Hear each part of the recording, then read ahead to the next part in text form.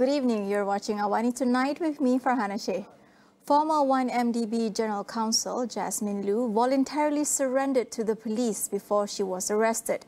According to her lawyers, the former associate of fugitive businessman Joe Low has complete trust and confidence in Malaysia's judicial and legal system. In a statement, lawyers from law firm Amir Bond said Liu's priority was to cooperate with law enforcement agencies in the ongoing 1MDB investigations and support the Malaysian government in expediting its asset recovery efforts. They added that she also looked forward to reuniting with her family as soon as possible.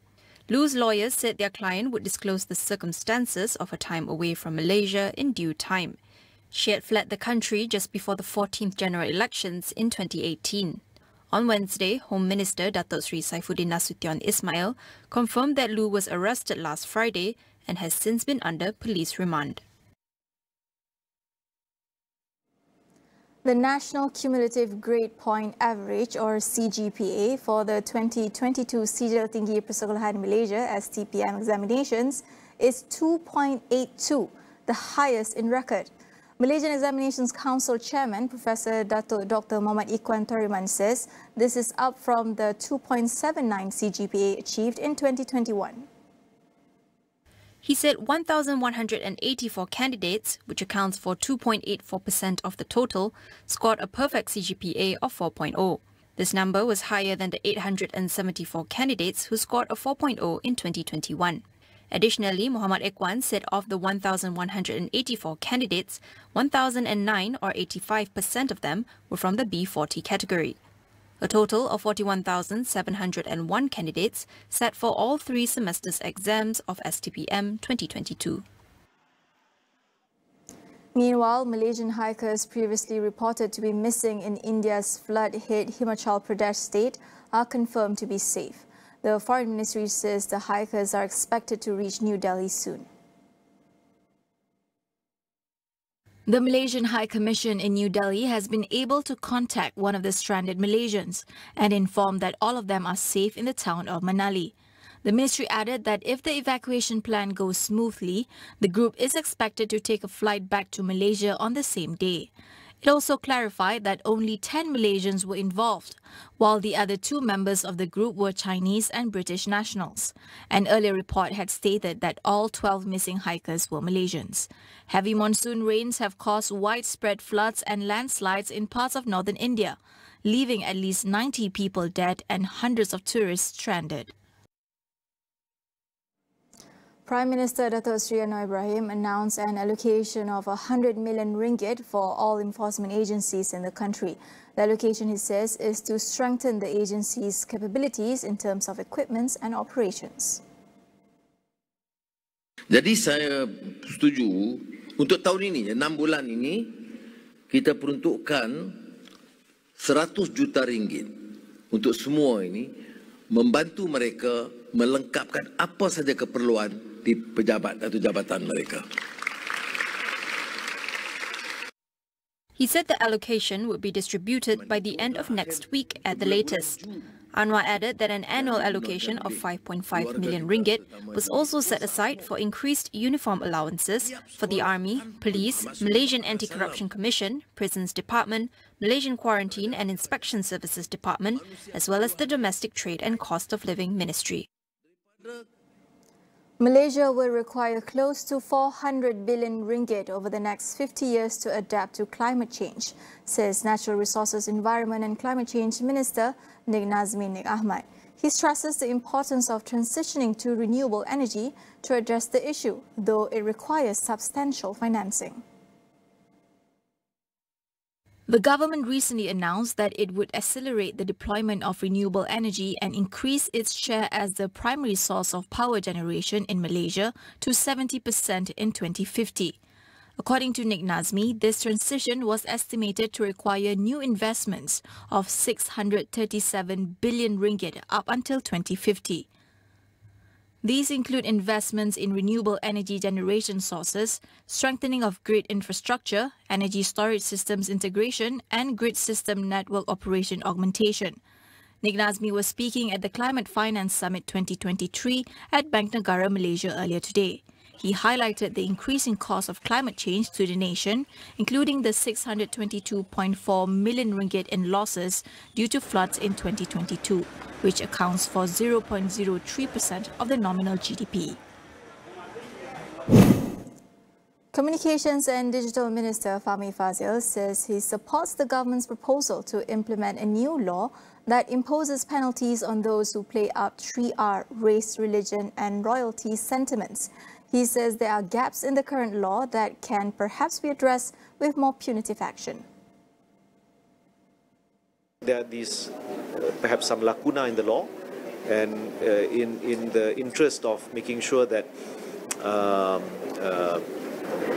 the peace and security of the country is preserved, I believe there's room for us to look at all of the laws that are currently there and to see what we can do to enhance. Yesterday, Law and Institutional Reform Minister Datuk Sri Azalina Othman Said said the proposal had been presented to the Cabinet and received positive responses. The new act, which may be called the State and Nation Act, would be similar to Singapore's Maintenance of Racial Harmony Act, but tailored to the local context. At present, Azalina said any offence involving the 3R issue was investigated under the Sedition Act 1948, but it was more geared towards elements of criminal offences, leading to prolonged prosecution due to legal procedures. I do believe MCMC and PDRM. Fahmi's ministry, alongside the police, will also be assessing the need to establish a special unit to look into cases relating to 3R. He said based on data presented by the Centre of Independent Journalism on the 15th general election, a significant number of 3R issues were raised during the election campaigning period. Fahmi reminded everyone, including politicians, to refrain from 3R sensitivities leading up to the state elections, or they could face the brunt of the law. We'll go for a quick break. Stay tuned for more.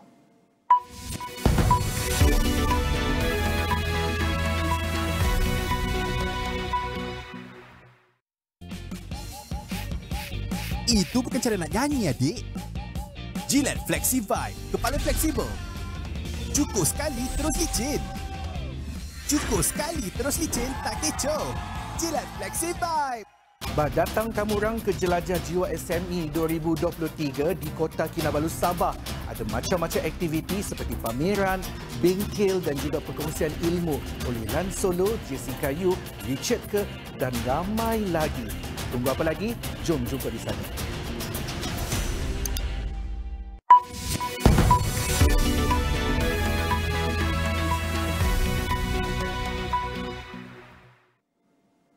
Welcome back.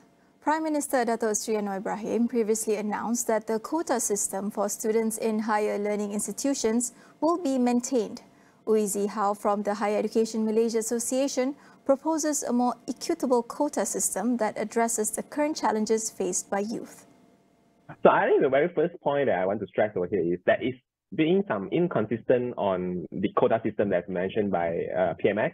Because last year in September, the Director General of Higher Education's Prof. Hussaini Omar has just mentioned that there's actually no quota and cables for higher education admission. Well, so we do see a little bit of inconsistency between what DG has announced and what PMX has said.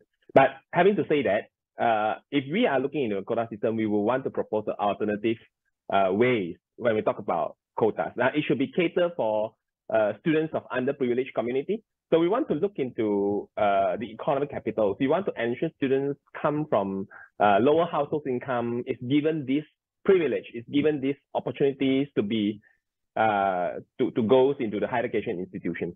We also want to ensure students from rural areas or even in Sabah and Sarawak, which they have less digital access or they have information, which is lack of higher education information, will also be given these opportunities to be given the privilege of quotas to enter the universities.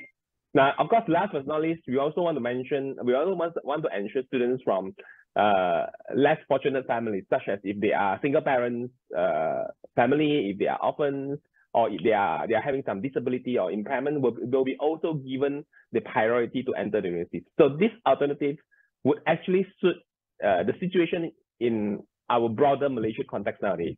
which is students which are facing with rising living costs, and all these issues. This is the priority that we should give if there is a quota system to be active. Thailand's frontrunner candidate for Prime Minister Pita Limjaroenrat failed in his initial bid to become the country's next premier. The Move Forward party leader was unable to secure the required endorsement of more than half of the members of parliament. In a bicameral vote, Pita secured 324 votes in favour out of the 705 combined House and Senate members participating, falling 51 votes short of the number needed to endorse him as premier.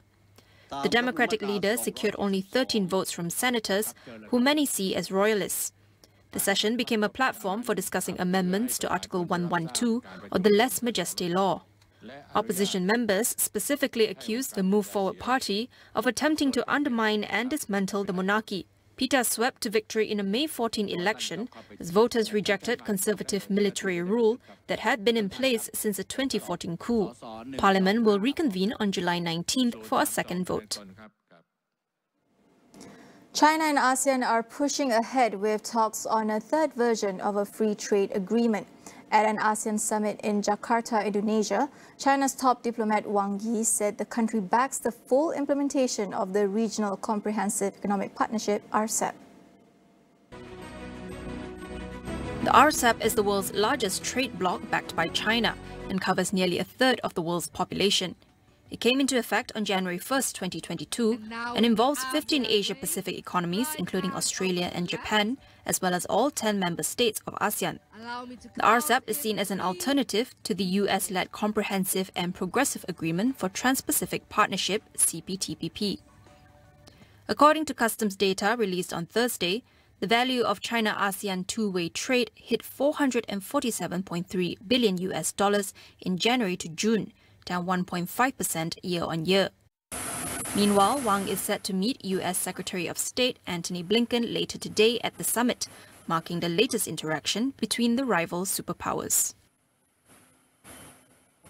In other news, Nepal's aviation regulator has banned non-essential helicopter flights, including those for sightseeing, until September. This follows a deadly crash in the Everest region on Tuesday, in which 6 people were killed. 5 Mexican tourists and a Nepali pilot died when their chopper crashed while returning from viewing Himalayan peaks. Nepal has established an investigation committee to determine the cause of the crash. The nation is currently experiencing its annual monsoon season, which lasts from June to September. Home to 8 of the world's 14 tallest mountain peaks, including Mount Everest, Nepal has a history of aviation accidents. In January, 71 people were killed when a plane went down near the tourist city of Pokhara, marking its worst air crash in 30 years. Meanwhile, North Korea has confirmed a firing of an intercontinental ballistic missile, ICBM, according to state media. The long-range missile, known as the Hwasong-18, flew for over an hour before landing short of Japanese waters on Wednesday morning. The 74-minute flight time represents a marginal advancement compared to the regime's ICBMs tested in March and April, which has the necessary range to potentially hit US territory.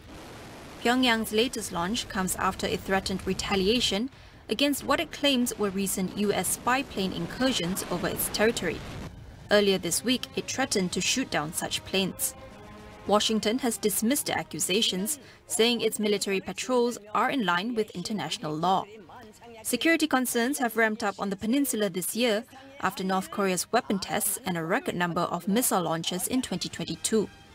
In response, the US and South Korea increased joint military drills around the region. That is all we have for you on AWANI tonight. I'm Farhana Sheikh. Thank you for watching.